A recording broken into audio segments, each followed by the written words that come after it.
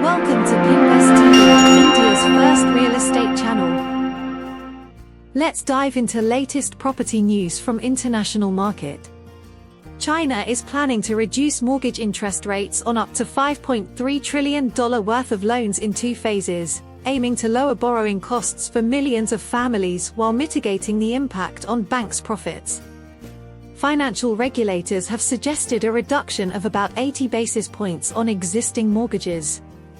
This is part of a broader plan that includes speeding up the timeline for mortgages to qualify for refinancing, according to insiders. The first rate cut could occur in the coming weeks, with a second cut anticipated at the start of next year.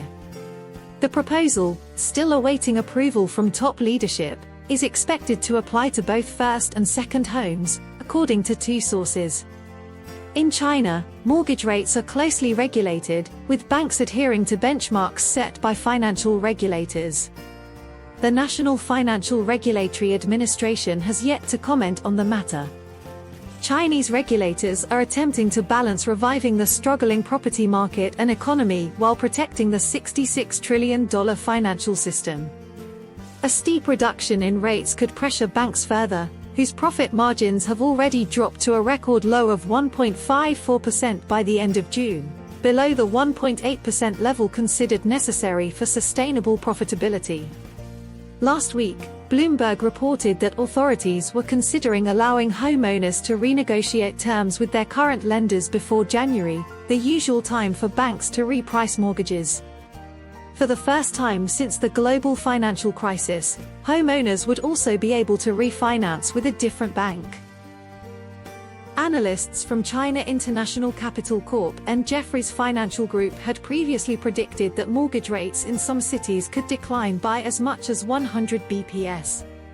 Growing concerns about China's economy have been amplified by weak earnings from major consumer companies and downgraded growth forecasts by global banks, casting doubt on whether the country will achieve its 5% growth target this year. The real estate downturn has significantly affected household wealth and consumer spending. Macquarie Group's head of China economics, Larry Hu, noted in an August 31st report, essentially, this is a wealth transfer from banks to households, which will be positive for consumption. If all existing mortgages are refinanced, borrowers could save about 300 billion yuan, $42 billion, in annual interest payments, equivalent to 0.6% of retail sales or 0.2% of GDP. However, this move could hit banks hard.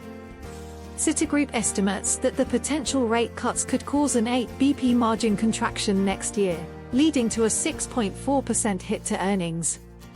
Large state-owned banks with significant mortgage exposure could be particularly vulnerable.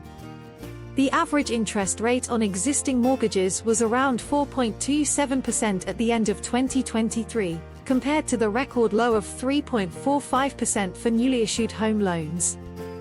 We value your input. Your feedback shapes our content. Thanks for watching Pinvest TV.